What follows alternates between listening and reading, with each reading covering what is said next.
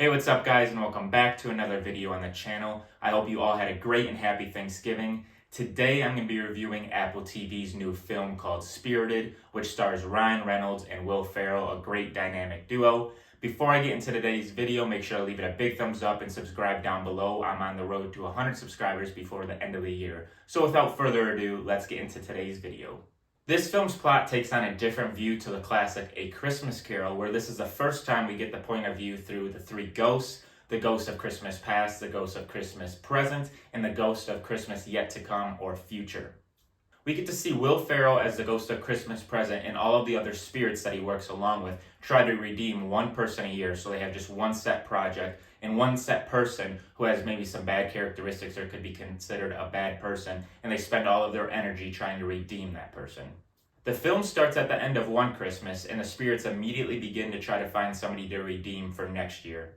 Well, the head manager already had someone in mind. Will Ferrell comes along and proposes someone else, and this is where we get introduced to Ryan Reynolds' character, who is essentially like a PR guy or a media analyst who tries to stir up controversy for the own good of his own clients. Ryan Reynolds' character is stamped as non-approval, which essentially means to the spirits that it's not worth their time to try and change this person because they just don't see it working out in the end.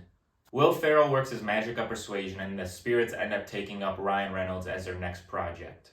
Next Christmas rolls around, and it is now time for all three ghosts to haunt Ryan Reynolds and try to turn him into a good person, but shockingly, things do not go well as Ryan Reynolds proves to be the biggest Scrooge they have dealt with in a long time. Ryan Reynolds' character Clint continues to give Ghost of Christmas Present a very hard time, going as far as trying to turn the tables, asking him a bunch of questions and trying to make the story about him. And this is where the audience gets a glimpse into Will Ferrell's character and his decision about retiring, as we find out that he's been up for retirement for many years. If he does decide to retire, we learn that he gets to become mortal again and live out the rest of his years on Earth. Throughout the entirety of the film, not only do we get the past, present, and future of Clint, we also get a glimpse into the Ghost of Christmas Present and finding out who he was before. And this is where we find out that he was actually Scrooge, who was the main character in the classic A Christmas Carol. He has also been the only non-redeemable to be changed from bad to good, thus finding out why he wants to change Clint's character so bad. He wants to make sure that it can actually happen and that he actually changed himself. Throughout the different stages of this film, we get to see Will and Ryan's character embark on this long journey to the point that we actually become involved and want to see if Clint is going to change for the better or not. I also forgot to mention to you guys that this film is a musical. I am just as shocked as you guys probably are. Seeing Will Ferrell and Ryan Reynolds star across from each other in a musical in 2022 was definitely not in my bingo card and something that I wasn't expecting, but I'm also pleasantly surprised.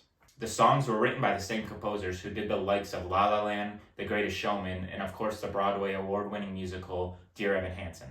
The one nitpick about this being a musical, in my opinion, I think that there is like 12 different musical numbers throughout the entirety of this film, and it just seems to be a bit much, especially in the first act or the first 30 minutes. I think there's like 3 or 4 different numbers, and it just seems very overwhelming. You don't get much storyline or dialogue, and you're kind of just sit there wondering where this film is going to go.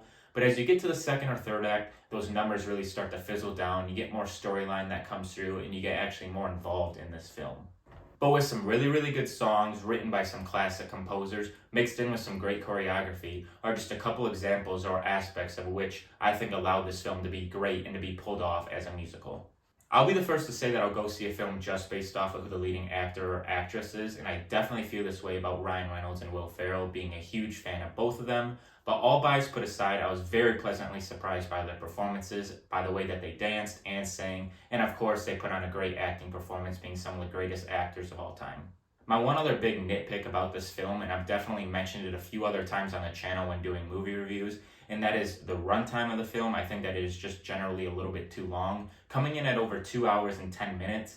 And I get that a musical tends to run on the longer end of the spectrum. I just think that they drew this out a little bit too long, especially when you get to the end of the film. When you reach the climax or what you thought was the ending of it, they kind of just kept going and gave you a different twist. And I think this kind of leaves the viewer maybe a little bit less interested in thinking that they should have wrapped it up a bit sooner. Speaking of the ending of this film, I don't want to spoil it for you guys that haven't seen it yet, but I will say that it was very unexpected and very changed up than what you would initially expect the ending to be, in which, my opinion, I really enjoy this. A lot of the movies that you go see nowadays, it's a very typical ending that you can basically guess from the first 30 minutes of the film, But this really takes the viewers on a journey, and when you get to that, it kind of shocks them and draws them in even further.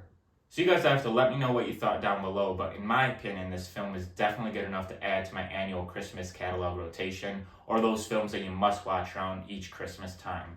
So let me know what you guys thought down in the comments. Did you like the film? What aspects did you like or dislike? So that is going to wrap up my movie review for Apple TV's Spirited, which stars Will Ferrell and Ryan Reynolds.